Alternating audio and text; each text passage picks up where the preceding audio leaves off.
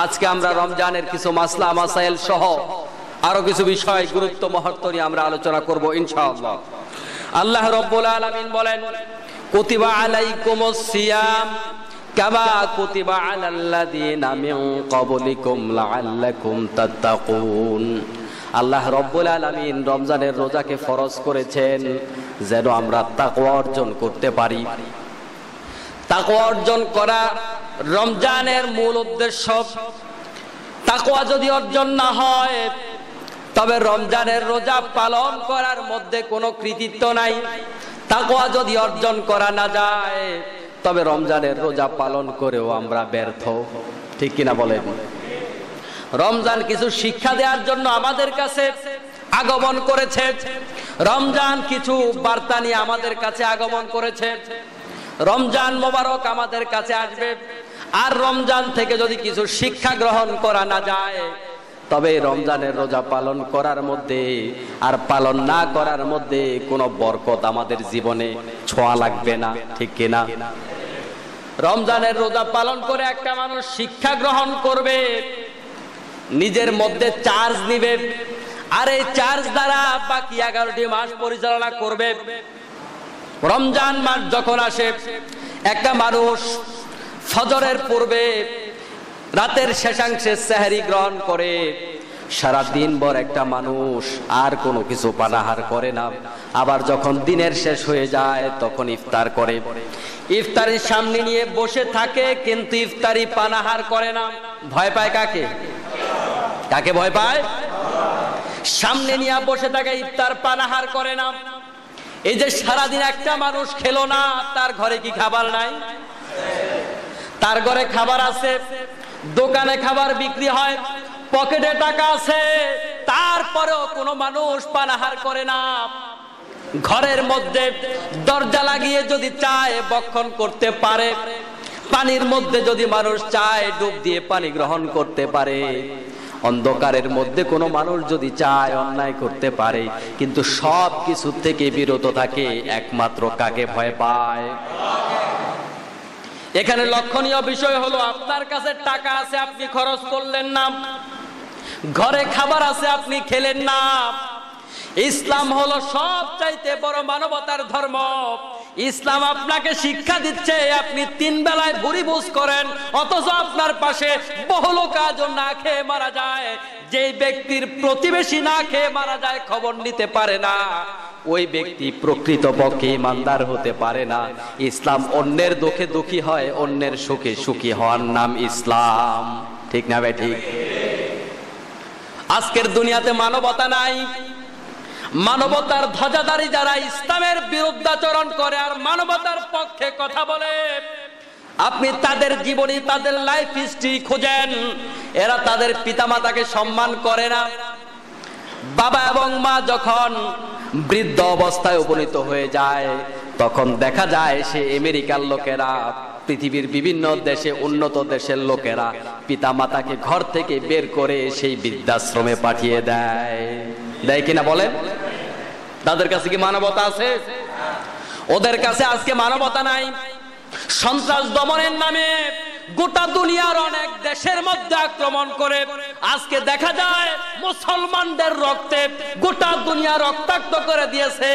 ওরা আমাদেরকে মানবতার কথা বলে, আছে না নাই? মায়ানমারে হাজার হাজার মুসলমান মারা হচ্ছে, পাখির মতো গুলি করে মারা হচ্ছে।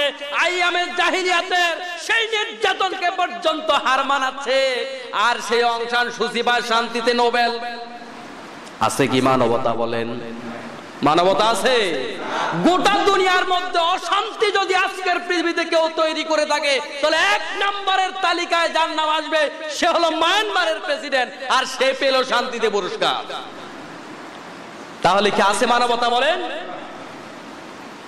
গোটা দুনিয়ার মধ্যে যত রকমের আদর্শ আছে, ধর্মীয় আদর্শ বলেন আর রাজনৈতিক আদর্শ বলেন, অর্থনৈতিক আদর্শ বলেন, শুধু ইসলাম ছাড়া মানবতার কল্যাণ এবং মুক্তি কোন আদর্শ দিতে পারে নাই।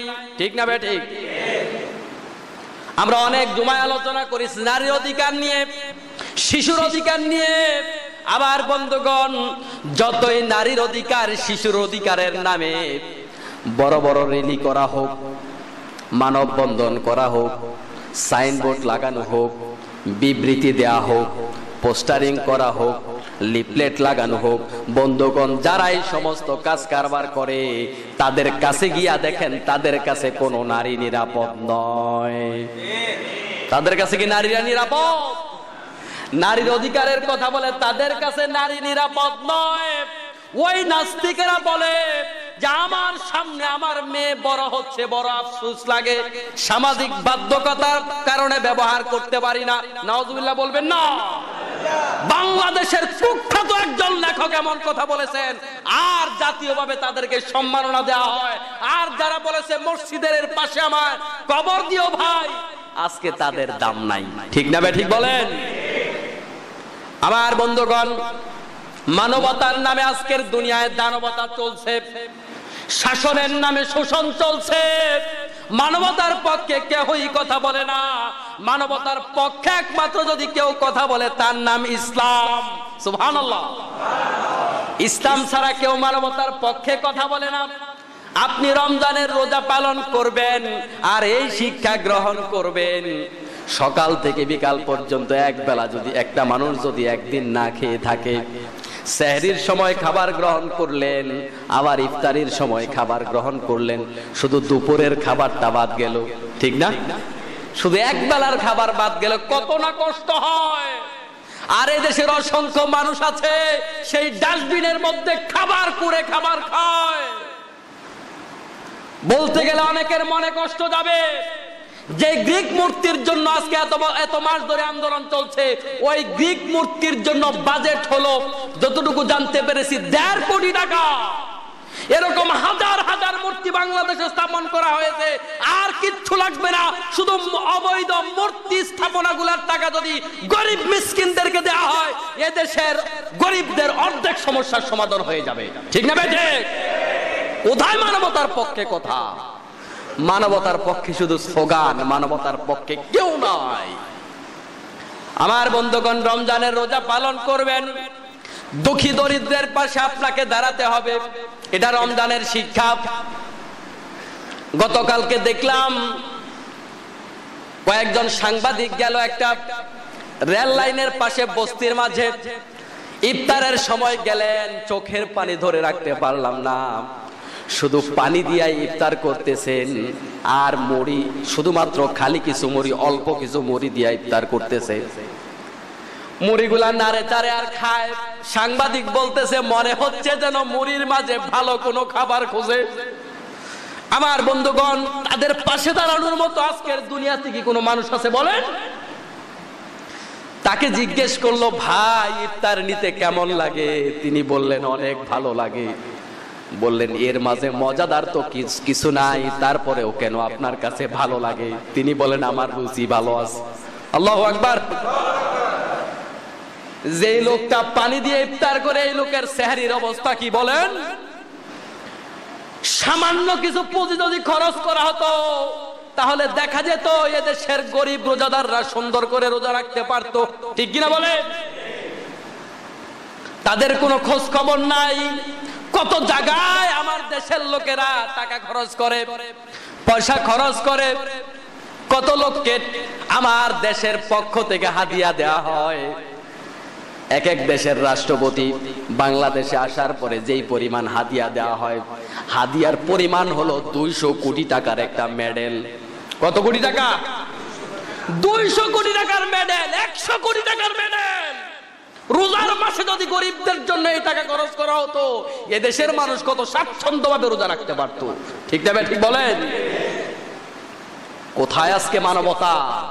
বাংলাদেশের মানুষ রোজার মাসটা আসলেই দাম বাড়ানোর এক প্রতিযোগিতায় লিপ্ত হয়ে যায়।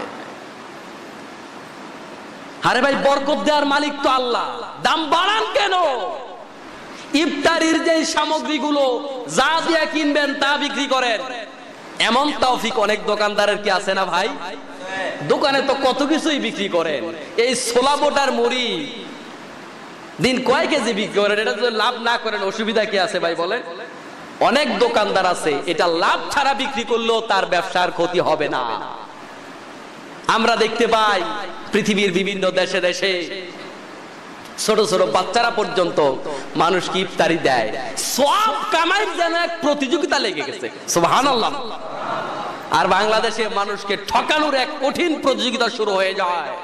যখন ঈদ কাছাকাছি চলে আসে, 100 টাকার জামার দামে 1000 টাকা রাখে। এদেশের গরিবদেরকে ঈদ করার সুযোগ এদেশের ধনী লোকেরা দেয় না, ঠিক কিনা বলেন? আমার বন্ধুগণ, সারাদিন আপনি উপাস থাকলেন, গরিব দুঃখীর দুঃখে যদি আপনি দাঁড়াতে না পারেন, তাহলে আপনার রোজা থেকে আপনি কোনো কিছু শিক্ষা গ্রহণ করতে। আমার বন্ধুগণ, রোজা আসছে মানবতার কল্যাণের জন্য। গরিবরাও না খেয়ে থাকে, আপনিও না খেয়ে থাকেন, এখানে সমতা আছে না নাই? সমতা আছে না নাই? ধনী দরিদ্র সব এক কাতারে চলে আসবে। মানুষের মধ্যে হিংসা থাকবে না, মানুষের মধ্যে অহংকার থাকবে না। যে অপরাধগুলা গোটা বছর ধরে একটা মানুষ করত, অপরাধগুলা প্রবৃত্তির তাড়নায় ছাড়তে পারলো না, রমজান মাসের কারণে, রমজান মাসের উসিলায় ওই অন্যায়গুলা যারা ছেড়ে দিতে পারবে তারাই রোজার কল্যাণ হাসিল করবে। সুবহানাল্লাহ। যারা অন্যায় ছাড়তে পারবে না তাদের জন্য রোজা কল্যাণ বয়ে আনবে না। মাল্লাম ইয়াদা কাওলা যুরি ওয়াল আমালা বিহি ফালাইসা লিল্লাহি হাজাতুন ফি আইয়াদা তুআমাহু ওয়া শারাবাহু। বিশ্বনবী সাল্লাল্লাহু আলাইহি সাল্লাম বলেন, যে ব্যক্তি অন্যায় কাজ ছাড়তে পারবে না, মিথ্যা ছাড়তে পারবে না, মানুষের ক্ষতি হয় এমন কাজ ছাড়তে পারবে না, ইসলাম বিরোধী কাজ ছাড়তে পারবে না, তার এই রোজা রাখা, তার এই উপাস থাকা আল্লাহ রব্বুল আলামিনের কোনো প্রয়োজন নাই। নাউজুবিল্লাহ বলবেন না? তাহলে আমি রোজা থাকলাম, এটা উপাস থাকা হলো। আল্লাহ বলেন তোর মতো লোকের উপাস থাকার কোনো দরকার। এজন্য আমাদের রোজাকে কাজে লাগানো দরকার, রোজাকে কাজে লাগিয়ে নিজের জীবন গড়া দরকার, রোজাকে কাজে লাগিয়ে মিথ্যা বলা বন্ধ করে দেওয়ার দরকার, রোজাকে কাজে লাগিয়ে মানুষের সাথে প্রতারণা করা বন্ধ করে দেওয়া দরকার। আলহামদুলিল্লাহ, গত জুমায় কয়েকটা ব্যাপারে অনেক ভাইদেরকে ওয়াদা করিয়েছিলাম, এর মধ্যে অনেক ভাইয়েরা ওয়াদা রক্ষা করেছেন। নামাজে মুসল্লির সংখ্যা বেড়েছে, কিন্তু অনেকে আবার এই ওয়াদাটা বেশি দিন ধরে রাখতে পারেন নাই, 5 দিন পরে একটু কমায় দিস, আছে না? অনেকে দাড়ি রেখেছেন, এমন অনেকে আমাকে বলেছেন যে আলহামদুলিল্লাহ হুজুর আমি দাড়ি রাখার নিয়ত করেছি, আলহামদুলিল্লাহ।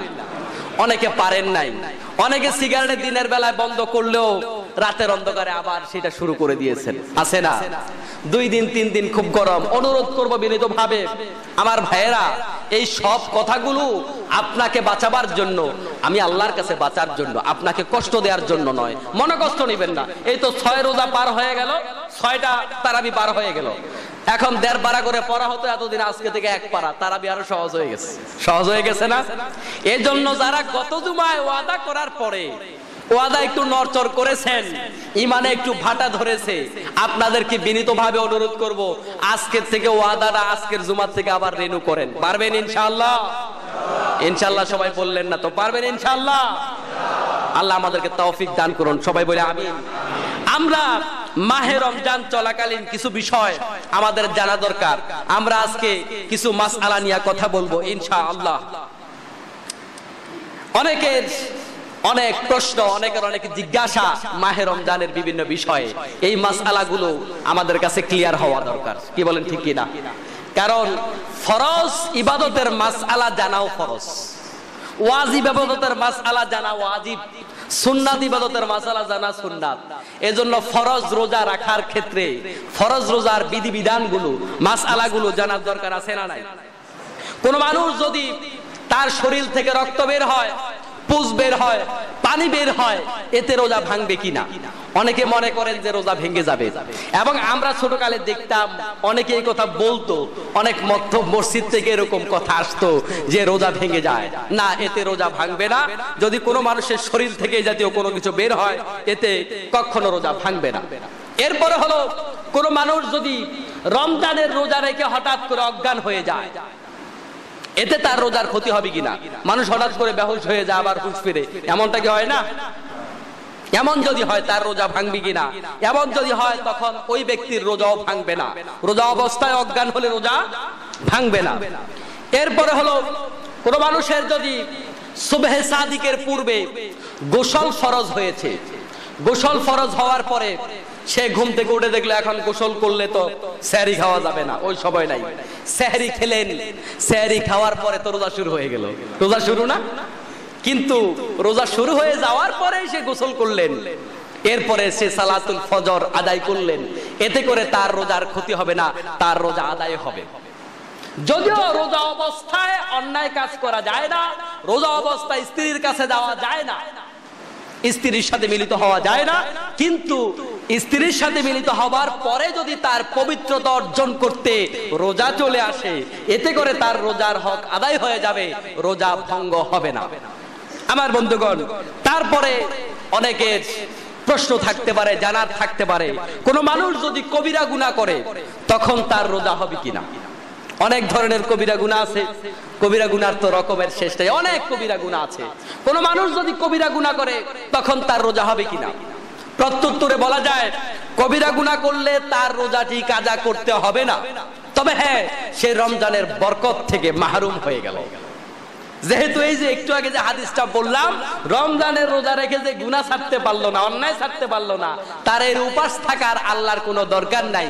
এর থেকে প্রতীয়মান হয়ে যায় কবিরা গুনাহ করলে রমজানের যে ফয়েজ বরকত, রমজানের যেই কি বলে যে রহমত বরকত, সেটা থেকে সে মাহরুম হয়ে যাবে, কিন্তু তার রোজা কাজা করতে হবে না কবিরা গুনার দরুন। এরপরে কোন মানুষ যদি ধূমপান করে, বিড়ি সিগারেট খায়, এতে রোজা ভাঙবে কিনা। অনেকের হয়তো সন্দেহ থাকতে পারে যে এটা তো সরাসরি পানীয় না, এতে মানুষের ক্ষুধা নিবারণ হয় না। সিগারেট খাইলে কি ক্ষুধা নিবারণ হয়? ক্ষুধা নিবারণ হয়? বাংলাদেশের মানুষের কাছে সবচেয়ে ভিটামিন যুক্ত খাবার হলো সিগারেট, বিড়ি। এখন অনেকে তো এটাকে গতানুগতিক ভাবে জায়েজ করানোর জন্য অনেকে মাকরু, কেউ বলে মোবা, মানে জায়েজ করানোর অনেক পায় তারা। এক সময় অনেক ওলামারাও এমনটা বলতেন, কিন্তু আজকের পৃথিবীতে ওলামায়ে কেরামের বেশিরভাগ একমত যে এটা হারাম, স্পষ্ট হারাম। এজন্য কোন মানুষ যদি সিগারেট খায়, ধূমপান করে, এতে করে তার রোজা ভেঙে যাবে। এরপরে হলো, আমরা যখন খাবার খাই, খাবার খাওয়ার পরে দাঁতের মধ্যে খাবার লেগে থাকে না, অনেক সময় দাঁতের ফাঁকে খাবার আটকে থাকে। এই খাবার যদি আপনার ভেতরে যায় তাহলে রোজা হবে কিনা, এটা তো একটা প্রশ্ন। এটা তো স্বাভাবিক, সবার সাথে সম্পৃক্ত হতেই পারে। খাবারের পরিমাণ যদি এত কম হয় যেটা খেয়ালের ভুলে ভিতরে চলে গেল, এতে করে আপনার রোজার ক্ষতি হবে না। কিন্তু খাবারের পরিমাণটা যদি আঁচ করার মতো হয়, আর যদি আপনি ইচ্ছাকৃতভাবে গিলেন, তবে আপনার রোজা ভেঙে যাবে। এরপরে হলো, সুবহে সাদিক হয়নি মনে করে কোনো মানুষ যদি খাবার খায়, আশপাশে কোনো মসজিদ নাই, সামনে কোনো ঘড়ি নাই, সে জানতে পারলো না যে আসলে সেহরির টাইম শেষ হলো কিনা, সে সেহরির সময় আছে মনে করে, সুবহে সাদিক এখনো হয়নি এটা মনে করে যদি সে কেউ পানাহার করে, আর পরক্ষণেই যদি জানতে পারে যে হ্যাঁ সুবহে সাদিক তো হয়ে গেছে, তাহলে সেদিনের রোজাটাকে সে যেভাবে আছে সেভাবে পূরণ করবে। তবে পরবর্তীতে এই রোজাটিকে সে কাজা করে নেবে, পূরণ করে নেবে। সেদিন রোজা ভাঙবে না, তবে পরবর্তীতে তার সমপরিমাণ একটি রোজা সে পালন করে নেবে। এরপরে হলো, কোন মানুষ যদি সাহারি খেতে না পারে তার রোজা হবে কিনা, অথবা কোন মানুষ যদি সালাতুল ফজর আদায় করতে না পারে তার রোজা হবে কিনা। কোন মানুষ যদি অনিচ্ছাকৃত সেহরি খেতে না পারে তার রোজা হয়ে যাবে। তবে বিশ্বনবী সাল্লাল্লাহু আলাইহি ওয়াসাল্লাম বলেছেন, তাসাহহারু ফাইন্না ফিস সুহুরি বারাকা, তোমরা সেহরি গ্রহণ করো, এই সেহরির ভিতরে তোমাদের জন্য রয়েছে আল্লাহ রাব্বুল আলামিনের পক্ষ থেকে অফুরন্ত বরকত। সুবহানাল্লাহ।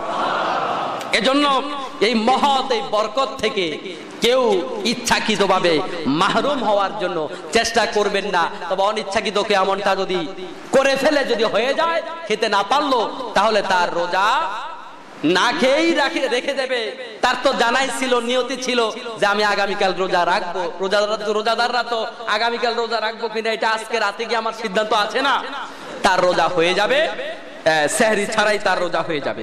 এরপরে হলো, কোন মানুষ যদি সেহরি খেলো কিন্তু সালাতুল ফজর পড়লো না, তার রোজা হবে কিনা।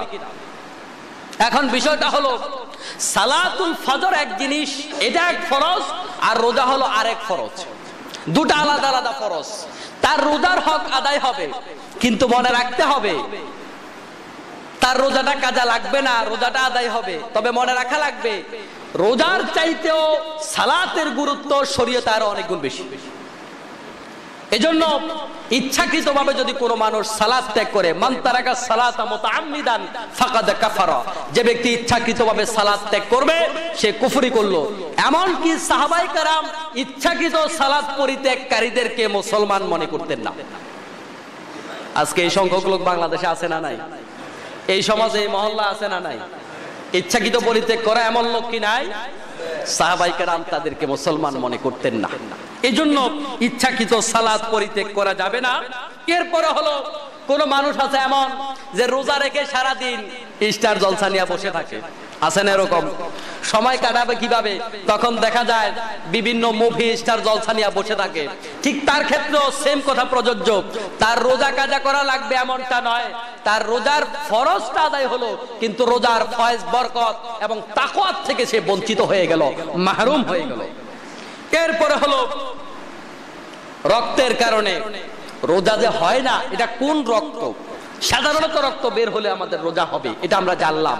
কিন্তু দুই ধরনের রক্তের কারণে রোজা হবে না, সেটা হলো হায়েজ কিংবা নিফাসের রক্ত, যেটা মায়েদের সৃষ্টিগতভাবে আল্লাহ রাব্বুল আলামিন যে পদ্ধতি দিয়েছেন সেই রক্তের কারণে রোজাটা পালন করা যাবে না। যদি এমনটা হয় তাহলে সেই রোজাটা রাখবে না, বরং সে কি করবে? পরবর্তীতে এই রোজাগুলো সে কাজা করে নেবে। এরপরে হলো কোন মানুষ যদি তার স্ত্রীর সাথে ভালোবাসাপূর্ণ আচরণ করে, এতে করে তার রোজা ভাঙবে না, বরং একান্ত মিলিত হলে রোজা ভাঙবে, এর আগ পর্যন্ত তার রোজা ভাঙবে না। ইচ্ছাকৃতভাবে যদি কোনো মানুষ বমি করে তাহলে তার রোজা ভেঙে যাবে, কিন্তু রোজা রেখে সাধারণ যদি কোনো কারণে বমি হয়ে যায়, এই অনিচ্ছাকৃত বমির কারণে তার রোজা ভাঙবে না।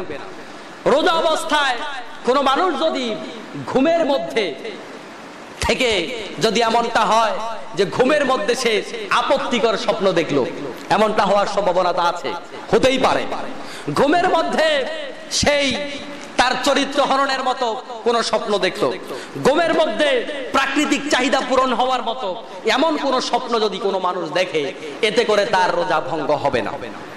এরপরে হলো কোন মানুষ যদি রোজা রাখার পরে ইনজেকশন গ্রহণ করে, ইনজেকশন গ্রহণ করলো অথবা রোজা রাখার পরে ইনসুলিন গ্রহণ করলো, এমনটা যদি হয় তাহলে তার রোজা ভঙ্গ হবে না। তবে ইনসুলিনের ক্ষেত্রে যেহেতু এটা মুখ দিয়ে ব্যবহার করে, ইনসুলিনটার ধরন কি সেটা জানার বিষয়, ডাক্তার থেকে সেটা জেনে নিতে হবে। এটা যদি পানীয় জাতীয় হয়, যেটা আপনার খাদ্যের কি বলে যে পাকস্থলীতে পৌঁছে যায়, এমন যদি হয় তাহলে এই ব্যাপারে সন্দেহ আছে। আর যদি এটা শুধুমাত্র গ্যাস হয় তাহলে এতে করে তার রোজা ভঙ্গ হবে না। কোন মানুষ যদি অসুস্থতার কারণে সাধারণভাবে অক্সিজেন গ্রহণ করতে না পারে, প্রাকৃতিক উপায়ে যদি সে অক্সিজেন টানতে না পারে, যদি তাকে কৃত্রিম উপায়ে অক্সিজেন নেওয়ার প্রয়োজন হয়, তাহলে এই কৃত্রিম উপায়ে অক্সিজেন নিলে তাহলে তার রোজা ভঙ্গ হবে না। কারণ এই অক্সিজেনটা ফুসফুস পর্যন্ত যায়, এটা তার পাকস্থলীতে পৌঁছে না, এটা তার ক্ষুধা নিবারণ করে না, বিধায় এতে করে তার রোজা ভঙ্গ হবে না। এরপরে আমাদের সমাজের মেয়েরা লিপস্টিক ব্যবহার করে না, অনেকের এটাও প্রশ্ন, লিপস্টিক ব্যবহার করলে রোজা ভাঙবে কিনা? না, এই লিপস্টিক ব্যবহার করলে রোজা ভাঙবে না। এরপরে শরীরের কোন অঙ্গ প্রত্যঙ্গে যদি কোনো মানুষ মলম ব্যবহার করে, কানের ঔষধ ব্যবহার করে, চোখের মধ্যে ড্রপ ব্যবহার করে, এমনটা যদি হয় এতে করে তার রোজা ভঙ্গ হবে না। এরপরে শরীরের মধ্যে অসুস্থতার কারণে মানুষ অনেক সময় অনেক পরীক্ষা নিরীক্ষা করায় না, আল্ট্রাসোনোগ্রাম করাইতে পারে, অন্যান্য পরীক্ষা করাইতে পারে না, এই পরীক্ষা নিরীক্ষার কারণে কোনো মানুষের রোজা ভঙ্গ হবে না। এরপরে দেখা যায় আমরা আমাদের ছেলে সন্তানদেরকে আদর করি, আদর করতে গিয়ে চুমো দেই, এমনটা হয় না? মুখের মধ্যে চুমো দেই, ঠোঁটে চুমো দেই ছেলে সন্তানদেরকে, বাচ্চাদেরকে, এমনটা হয় না? এতে করে তার মুখের লালা আপনার মুখে লাগতে পারে। ইচ্ছাকৃতভাবে যদি তার মুখের লালা আপনার ভিতরে ঢোকান, আপনার রোজা ভেঙে যাবে। তবে অনিচ্ছাকৃতভাবে যদি হয় তাহলে তার রোজা ভাঙবে না। তবে এই ক্ষেত্রে সতর্ক থাকা লাগবে, কোনোভাবেই যেন বাচ্চাদের লালা আপনার মুখে লেগে না যায়। এরপরে হলো মাসালা হলো কোন মানুষ যদি অনেক বছর রোজা রাখতে পারেননি, অনেক বছর রোজা রাখতে যদি না পারেন, এখন হঠাৎ করে অনুশোচনা হলো, তাহলে সে এই রোজার জন্য কি করবেন? রোজা যদি কোনো মানুষ কাজা করে কোনো কারণে, তাহলে তার দায়িত্ব হলো রোজার কাজার যদি প্রয়োজন হয় তাহলে সেই কাজা রোজাগুলো সে আগামী রোজা আসার পূর্বেই পূরণ করবে। এটা হলো সুন্নাত তরিকা। আর এর চাইতে বেশি যদি হয় তাহলে সে রোজার জন্য ফিদিয়া আদায় করে দেবে, রোজার জন্য ফিদিয়া আদায় করে দেবে। এটার জন্য একটা পরিমাণ আছে, এটার পরিমাণ হলো 1 কেজি 635 গ্রামের চাইতে একটু বেশি গমের মূল্য যা হয় এই পরিমাণ ফিদিয়া আদায় করতে হবে। যদি 1 বছরের রোজা হয়, রোজা যদি কাজা হয় তাহলে 1 বছরের মধ্যে পূরণ করবে। এর চাইতে বেশি হয় 2, 4, 5 বছর হয়ে গেল, এরপরে তার অনুশোচনা জাগলো, তাহলে সে ফিদিয়া আদায় করবে। এরপরে হলো কোনো মানুষ, কোনো মহিলা যদি হায়েজ অবস্থায়, ঋতুবর্তী অবস্থায় তার হঠাৎ করে দিনের মধ্যখানে তার রক্ত বন্ধ হয়ে গেল, তাহলে সে ওই দিনটা বাকি অংশটা উপাস থাকবে, পানাহার থেকে বিরত থাকবে। পানাহার থেকে বিরত থাকার পরে সে পরবর্তীতে এই দিনের রোজাটা কাজা করে নেবে। ওই দিন রোজা রাখতে হবে, বাকি সময় যতটুকুন ইফতারের সময় পর্যন্ত বাকি, এই সময়টুকুন রোজা পালন করবে, আবার এই রোজাটাকে পরবর্তীতে পূরণ করে নেবে। এরপরে হলো আরেকটা প্রশ্ন ইদানিং খুব দেখা যায় আমাদের সমাজে, যে মহিলাদের ঔষধ গ্রহণের মাধ্যমে, ইনজেকশন গ্রহণের মাধ্যমে রোজা পালনের স্বার্থে হায়েজ বন্ধ করা যাবে কিনা, এটা অনেকের প্রশ্ন। এটা শরীরের জন্য ক্ষতিকর। মনে রাখবেন, শরীরের জন্য ক্ষতিকর এমন সকল জিনিস ইসলামে নিষিদ্ধ। তবে হ্যাঁ, যদি কেউ করেই ফেলে তাহলে ওই অবস্থায় রোজা রাখলে তার রোজা গ্রহণীয় হবে, তার রোজা আদায় হবে। তবে এমনটা করা কখনো উচিত নয়, যেহেতু এটা মানুষের স্বাস্থ্যের জন্য ক্ষতিকর। এরপরে আমাদের মা বোনেরা সব সময় স্বাভাবিকভাবে রান্না বান্নার দায়িত্বটা তাদের উপরে থাকে না? এ রান্না বান্নার দায়িত্ব পালন করতে গিয়া কখনো কখনো স্বাদ টেস্ট করা লাগে, লবণ টেস্ট করা লাগে কিনা? কোন মানুষ যদি রান্না বান্নার দায়িত্ব পালন করতে গিয়ে সাধারণভাবে ধূমপান করলে রোজা ভাঙবে, কিন্তু রান্না বান্নার কাজ করতে গেলে কিছু গ্যাস, কিছু ধোঁয়া তার ভিতরে ঢুকে যাওয়ার সম্ভাবনা আছে না? স্বাভাবিক। এতে করে তার রোজা ভঙ্গ হবে না। যদি একান্ত প্রয়োজন হয় সে স্বাদ টেস্ট করতে পারবে, এতেও তার রোজা ভঙ্গ হবে না। সে স্বাদ টেস্ট করলো আবার সেটা ফেলে দিল, এতে করে তার রোজা ভঙ্গ হবে না। এরপর হলো কোন মানুষ যদি এমন জায়গায় বসবাস করে তার কাছে রমজানের সংবাদটি আসেনি, সে রমজানের চাঁদ দেখেনি, দিনের মধ্যবেলায় হঠাৎ করে তার কাছে কেউ সংবাদ নিয়ে আসলো, আজকে তো গতকাল সন্ধ্যায় তো চাঁদ দেখা গিয়েছে, তখন সে দিনের বাকি অংশটুকু রোজা পালন করবে আর পরবর্তীতে এই রোজাটাকে পালন করে নেবে। এরপরে হলো আমাদের সমাজে দেখা যায়, বাংলাদেশেও এটার প্রভাব পড়েছে, যে সৌদি আরব চাঁদ দেখা গিয়েছে, আমরা তো চাঁদ দেখি নাই, এখন রোজা রাখা শুরু করো। সৌদি আরব রোজা রাখতে পারলে আমাদের রাখতে অসুবিধা কোথায়? এই প্রচলনটা বাংলাদেশের চাঁদপুর জেলায় আছে, আরো কোথাও কোথাও থাকতে পারে, আমার জানা নাই, থাকতে পারে অনেক জায়গায়। বিশ্বনবী সাল্লাল্লাহু আলাইহি ওয়াসাল্লাম বলেছেন, সুমু লিরুয়াতিহি ওয়া আফতিরু লিরুয়াতিহি, তোমরা চাঁদ দেখে রোজা রাখো এবং চাঁদ দেখে রোজা ভঙ্গ করো। এখন সৌদি আরব রোজা রেখেছে, আপনি কি চাঁদ দেখেছেন? বাংলাদেশে কেউ চাঁদ দেখেছে? বাংলাদেশে কেউ চাঁদ দেখেনি। এটা করা কখনোই বৈধ হবে না। ব্যক্তিগতভাবে অনেক আমল করা যায় না। ইসলামী শরীয়তের বিধিবিধানগুলো সামাজিকভাবে বর্তায়। ইসলামী শরীয়তের বিধিবিধানগুলো সামাজিক রূপ দিয়েছে বিশ্বনবী সাল্লাল্লাহু আলাইহি ওয়াসাল্লাম। সুতরাং বিধিবিধানগুলোকে এককভাবে নিজের সিদ্ধান্তে আদায় করা যাবে না। বরং রাসূলুল্লাহ সাল্লাল্লাহু আলাইহি ওয়াসাল্লামের যুগেও এমনটা দেখা গেছেন যে একই দেশের এক প্রান্তে অথবা পাশের রাষ্ট্রে তারা চাঁদ দেখেছে, তারা রোজা রেখেছে, কিন্তু রাসূলুল্লাহ সাল্লাল্লাহু আলাইহি ওয়াসাল্লাম সিরিয়ায় চাঁদ দেখেছেন, তারা রোজা পালন করেছেন, কিন্তু মদিনায় চাঁদ দেখা যায়নি, মদিনায় তার পরের দিন রোজা পালন করেছেন। সিরিয়ায় ঈদের চাঁদ দেখেছে, সিরিয়ায় রোজা পালন ঈদ করে ফেলেছে, আর মদিনায় চাঁদ দেখা যায়নি, মদিনায় তার পরের দিন ঈদ করেছে। তাহলে বিশ্বনবী সাল্লাল্লাহু আলাইহি ওয়াসাল্লাম এবং সাহাবায়ে কেরামের মাধ্যমে এটা প্রমাণিত যে চাঁদ দেখার পরেই রোজা রাখবে, চাঁদ দেখার পরেই রোজা ভাঙবে। আর এটা একক সিদ্ধান্ত হতে পারবে না। আমাদের দেশে চাঁদ দেখা কমিটি আছে, এখান থেকেই সিদ্ধান্ত দেওয়া হবে যে চাঁদ দেখা গিয়েছে কিনা। এখানের রাষ্ট্রীয় সিদ্ধান্তের আলোকেই রোজা রাখতে হবে এবং রোজা ভাঙতে হবে। এমনটা করার সুযোগ নাই যে আমি এককভাবে দেখলাম অথবা সৌদি আরব পালন করে আপনি সেখান থেকে পালন করা শুরু করবেন, এমনটা করার কোনো সুযোগ ইসলামী শরীয়তে নেই। এরপরে হলো কোন মানুষ যখন সফর করবে, সফর করার সময় সে ইচ্ছা করলে রোজা ভাঙতে পারবে, সফরের সময় রোজা ভাঙতে পারবে। আপনি 3 দিনের রাস্তা অর্থাৎ 48 মাইল এর অধিক রাস্তা অথবা 48 মাইল কমপক্ষে যদি আপনি ভ্রমণ করেন, তখন আপনার উপর রোজা ফরজ নয়। আপনি রোজা পরবর্তীতে কাজা করে নেবেন, আপনার উপর আপনি রোজা রাখতে তখন বাধ্য নন। এরপরে কোনো মানুষ যদি তার চাইতে বড় জায়গা সফর করে, যেমন ধরুন সৌদি আরব সফর করলো, সৌদি আরব সফর করার পরে রমজান মাসগুলো 29 দিনে হয়, 30 দিনে হয়, 31 দিনে কিন্তু হয় না। মানে আরবি মাসগুলো 29 এবং 30 দিনে হয়, 31 দিনে হয় না। আপনি সৌদি আরব গেলেন, 28 রোজা পালন করে রাতে গেলেন, যাওয়ার পরে 28 রোজা আপনি যাওয়ার পরে দেখলেন পরের দিন তারা ঈদ করলো, তাদের 29 রোজা কিন্তু শেষ। এখন আপনার রোজা হলো 29, আপনি কি করবেন? আপনার জন্য তো রোজা 28টা হয়ে গেল, আপনি তখন তাদের সাথে ঈদ পালন করবেন। এখানেও একটা শিক্ষা হলো মুসলিম উম্মাহ ঐক্যটাকে সকল আমলের উপরে প্রাধান্য দেবে। ঐক্য বিনষ্ট হয় এমন কাজ মুসলিম উম্মাহ কখনো করতে, আপনি তাদের সাথে ঈদ পালন করবেন, আপনি সেদিন রোজা রাখবেন না, বরং ওই 29 তারিখের একটা রোজা আপনাকে পরবর্তী সময় কাজা করে নিতে হবে। এরপরে হলো কোন মানুষ যদি এদিক থেকে ওদিক যাওয়ার পরেই নাই মাসালা, একদিন কম হয়ে গেল আপনি পূরণ করবেন, কিন্তু সেখান থেকে যদি 30 তারিখের রোজা পালন করে বাংলাদেশে আসে, বাংলাদেশেও যদি রোজা পূর্ণ হয়, এবার বাংলাদেশে আসার পরে তার রোজা হবে 31টা। কয়টা হবে? তাহলে সে 31 তারিখ রোজা রাখবে, মানে 31 নাম্বার রোজা, 31 নাম্বার রোজা সে পূরণ করবে। এরপরে হলো বিশ্বনবী সাল্লাল্লাহু আলাইহি সাল্লাম সবার সাথে, রাসূল সাল্লাল্লাহু আলাইহি সাল্লামের যুগ থেকেই এই আমলগুলো যৌথভাবে করে আসা হয়েছে, এককভাবে করা যাবে না, এটা আমরা আগেও বলেছি। কোন মানুষ যদি সিয়াম ভাঙার নিয়ত করে, রোজা ভাঙার নিয়ত করে, তার রোজা ভাঙবে কিনা?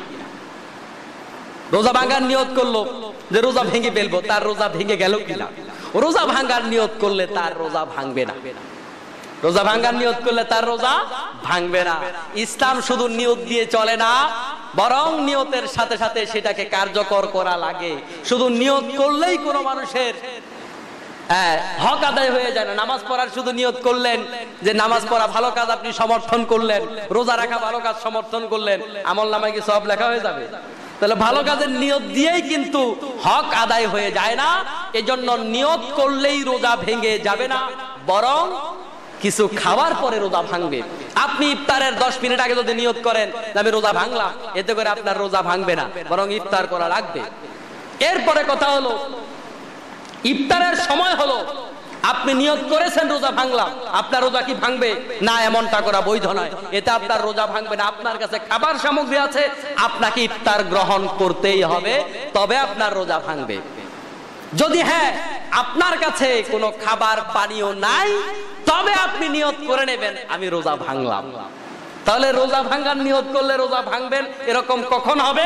যখন আপনার কাছে খাবার পানীয় কিচ্ছু নাই, তখন আপনি রোজা ভাঙার নিয়ত করবেন। কিন্তু খাবার পানীয় আছে, আপনি শুধু রোজা ভাঙার নিয়ত করবেন, এর মাধ্যমে রোজা শেষ করবেন না, এটা বৈধ নয়।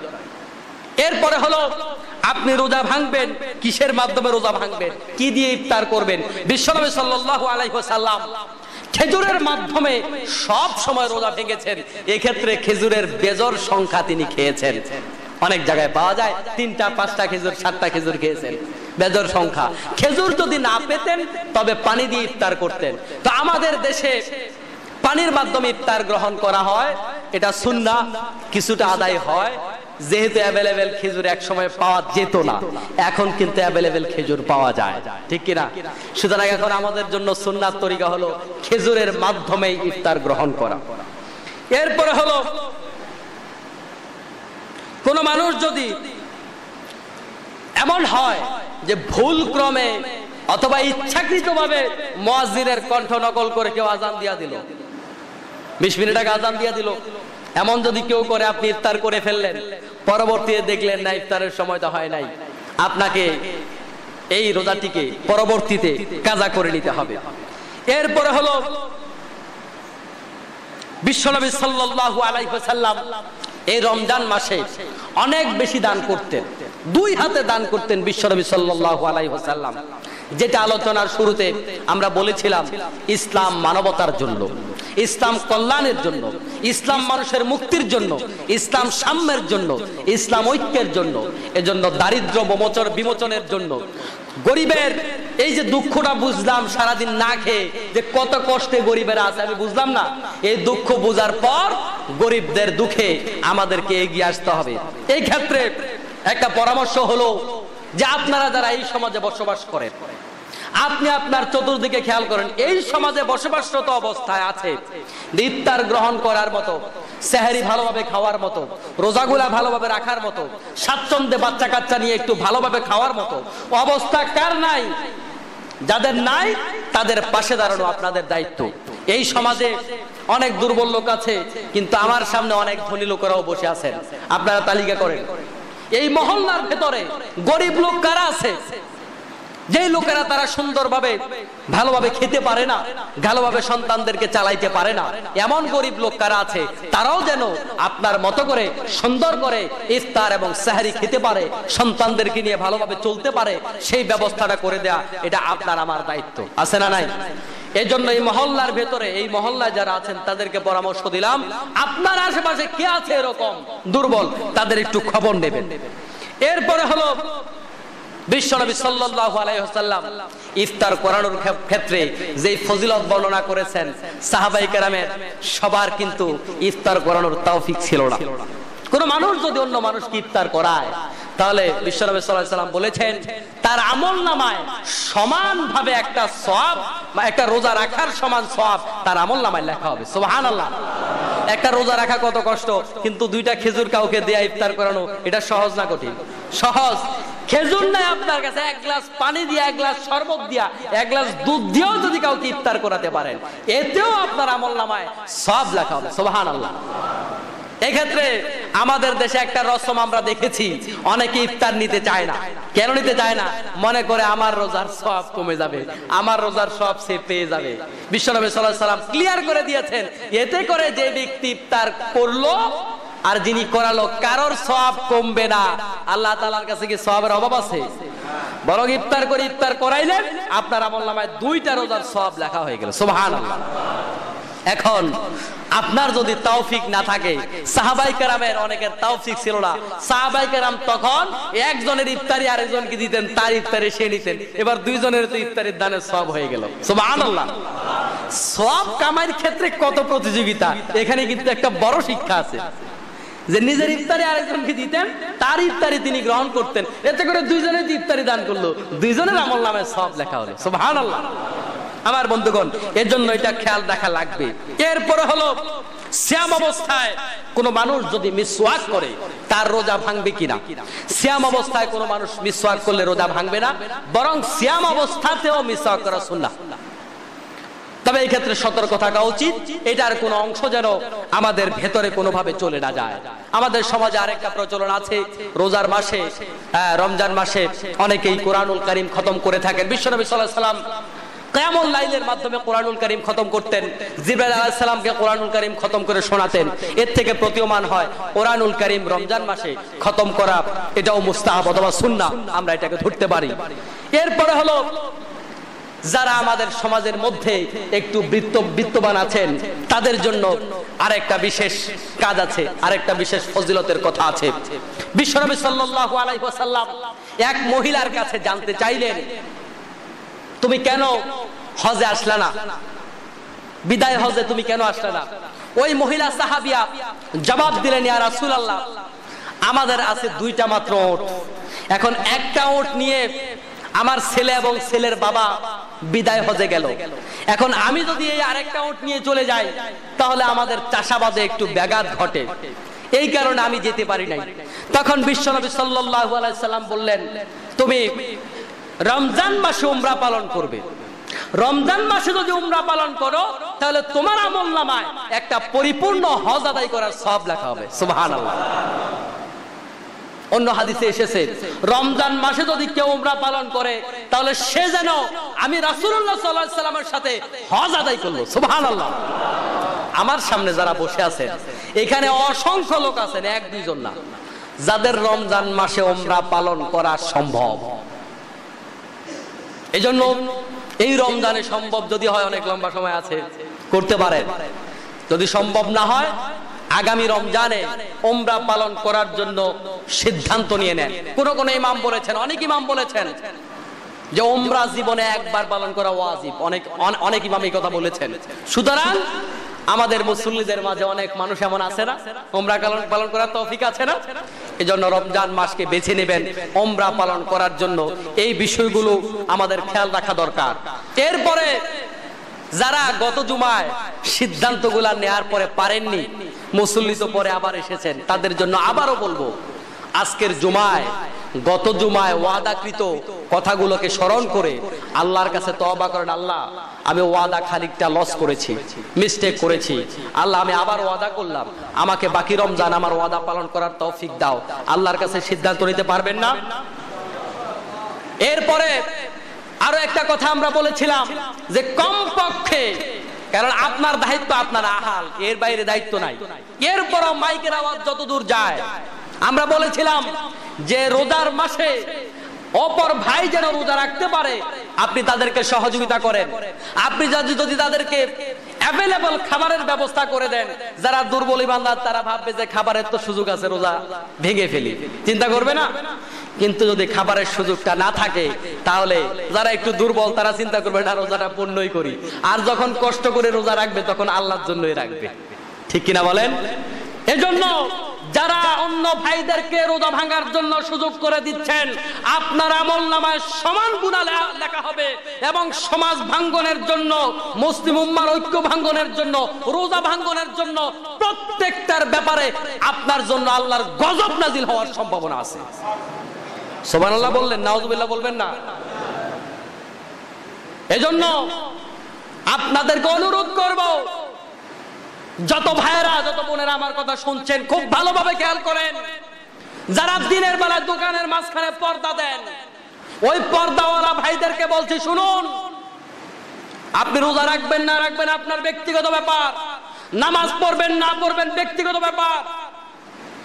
পুরা বাজার পর্যন্ত যত লোকের কানে আমার আওয়াজ যাচ্ছে তাদেরকে বলছি, শুনুন, আজকে জুমার নামাজের পরে বাসায় যান, অথবা জুমার নামাজে আসেননি, বাজার থেকে আমার আলোচনা শুনছেন, তাদেরকে বলবো বাসায় যান। বাসায় যাওয়ার পরে একটা অনুরোধ আমার রাখেন, গিয়া বিবিকে বলেন, আমি যে দিনের বেলায় দোকান খোলা রাখলাম, মানুষের রোজা ভাঙার ব্যবস্থা করলাম, সিনেমা দেখার ব্যবস্থা করলাম, মানুষের ঈমান আকীদা আঘাত দেওয়ার ব্যবস্থা করলাম, এই টাকা কামাই করে আমার সন্তানদেরকে খাওয়াই, তোমাকে খাওয়াই, এই পাপ আমি করছি, এই পাপের বিনিময় হলো জাহান্নাম। পাপের বিনিময় কি বলেন? পাপের বিনিময় একটাই, সেটা হলো জাহান্নাম। বিবিকে আজকে জুমার পরে গিয়া প্রশ্ন করবেন, নামাজ জুমা পড়েন আর না পড়েন, গিয়া প্রশ্ন করেন, তুমি কি আমার পাপের ভাগীদার হবে? তুমি কি আমার এই পাপের কারণে আল্লাহ তাআলা আমাকে জাহান্নাম দেবেন? তুমি কি আমি এই যে দোকান খোলা রেখে মানুষকে খাওয়ালাম, তুমি কি আমার জন্য জাহান্নামে যেতে রাজি আছো? সন্তানদেরকে আজকে জুমার পরে রোজা রাখেন না রাখেন, আমার একটা কথা অনুরোধ রাখেন, সন্তানদের 3 জন 5 জন সন্তান কিনিয়া ঘরে আজকে বসবেন, বসার পরে বলবেন, আমার সন্তানেরা, আমার মাথার গাম পায়ে ফেলে তোমাদের জন্য ইনকাম করি, ওই ইনকামটা হারাম পন্থায় করলাম, বহু রোগের রোজা আমি ভাঙলাম, আমার কলিজার টুকরা সন্তানেরা আমার পাপের ভাগী, অর্থাৎ আমার পাপের জন্য যে আমি জাহান্নামে যাবার ছিলাম, তোমরা কি জাহান্নামে যেতে রাজি আছো? যদি আপনার একজন স্ত্রীও একজন সন্তানও জাহান্নামে যেতে রাজি হয় তবে আপনি খোলা রাখেন। অনুরোধ করলাম, আজকে বাসায় গিয়া কষ্ট করে এই প্রশ্নটা করবেন। যারা বেশি কষ্ট হয় বলে রোজা ভেঙে ফেলেন, আপনি গার্মেন্টসে চাকরি করেন, রোজা রাখতে কষ্ট হয়ে যায়, আমার ভাইয়েরা, কষ্ট দেওয়ার জন্য কথা বলছি না, আপনার কষ্ট যত আপনার আমল নামায় আল্লাহর পুরস্কারও তত। সুবহানাল্লাহ। আল্লাহ কষ্টের উপর পুরস্কার দিবেন, সংখ্যা দেখে, আমল নামার বস্তা দেখে আল্লাহ পুরস্কার দিবেন না। আবু বকর রাদিয়াল্লাহু তাআলা আনহু ঘরের থেকে ঝাড়ু ঘটি বাটি নিয়ে দিলেন, এই ঘটি বাটির সব আল্লাহ এত বেশি দিয়েছেন, ওসমান রাদিয়াল্লাহু তাআলা আনহুর কোটি কোটি টাকাকে আবু বকরের সেই ঝাড়ু আর ঘটি বাটি হার মানিয়ে দিয়েছে। আল্লাহু আকবার। সুতরাং আপনি কষ্ট করে রোজা রাখছেন, আপনার পুরস্কার আল্লাহর কাছে তত বেশি আপনি যত বেশি কষ্ট করে গার্মেন্টসে কাজ করছেন। আমার ভাইরা, এজন্য যারা এই কষ্টের কারণে রোজা ভাঙেন, নামাজে আসেন না, শুধু জুমার নামাজে আসছেন, আজকে জুমার নামাজ পড়ে আপনিও আপনার বিবিকে নিয়ে বসেন। এটার থেকে আপনার অনেক কিছু শিখার আছে। বিবিকে নিয়ে একটু বসেন যে তুমি কি আমার এই যে নামাজ না পড়ে তোমার জন্য ইনকাম করছি, রোজা না রেখে আমি গার্মেন্টসে চাকরি করে তোমার জন্য তোমাকে আমি খাওয়াই, তুমি কি আমার পাপের ভাগীদার হবে? আগামী গেলে আমার সাথে যোগাযোগ করেন। একজন লোক পাবেন না, একজন স্ত্রী সন্তান এই কথা আপনাকে বলবে না, বাবা তোমার জন্য জাহান্নামে যেতে রাজি আছি, স্বামী তোমার জন্য জাহান্নামে যেতে রাজি আছি। তাহলে আপনি এত বড় বোকার পরিচয়, গাধার পরিচয় কেন দেবেন? তাদের জন্য ইনকাম করতে গিয়ে আপনি আপনার রোজা ভাঙবেন, মুসলমানদের এই সুন্দর পরিবেশটা কেন নষ্ট করবেন? সর্বোপরি আমি আপনাদের কাছে বিনীতভাবে অনুরোধ করব, যারা এরকম দোকানপাটে মুসলমানদের ঈমান নষ্ট করার ব্যবস্থা করেন, আপনাদেরকে হাত ধরে বলি এই পরিবেশটা করবেন না। আমাদের আলেমদের হাতে তো ক্ষমতা নাই। আলেমদের হাতে ক্ষমতা যে সমস্ত রাষ্ট্রে আছে, ইসলাম যেখানে আছে সেখানে আলেমদের সুপ্রিম পাওয়ার। আলেমরা যা বলবে পুলিশ তা শুনবে। এখন তো আলেমদের 2 পয়সার দাম নাই, আল্লাহর কাছে আছে কিন্তু জনগণের কাছে একটু কম। এজন্য অনুরোধ করে গেলাম, মুসলমানদের ঈমান নষ্ট হয়, রোজা নষ্ট হয়, এমন পরিবেশ করবেন না। আল্লাহ রাব্বুল আলামিন আমাদেরকে এই রমজান উপলক্ষে যেই মাসআলাগুলা বললাম, অনেকগুলা মাসআলা আমি এক নজরে বলেছি, সারা জীবন ভর এই মাসআলাগুলার প্রয়োজন হবে। আল্লাহ তাআলা আমাদেরকে সবগুলো কথা আমল করার তৌফিক দান করুন। সবাই বলে আমিন। আমাদেরকে রোজার থেকে তাকওয়া হাসিল করার তৌফিক দান করুন। সবাই বলে আমিন। একটা রোজাও যেন না ভাঙি, যদি ভেঙে থাকি বাকি রোজাগুলা যেন না ভাঙি, বাকি নামাজগুলা যেন কাজা না করি, হারাম থেকে যেন আল্লাহর কাছে আমরা বিরত থাকি। আল্লাহর কাছে আজকের জুমায় তৌফিক কামনা করছি। আয় আল্লাহ তুমি আমাদেরকে তৌফিক দাও। সবাই বলে আমিন। হাদা মা ইনদি ওয়াল ইলমু ইনদাল্লাহি আলাইহি তাওয়াক্কালতু ইলাইহি উনীব। আসসালামু আলাইকুম ওয়া রাহমাতুল্লাহ।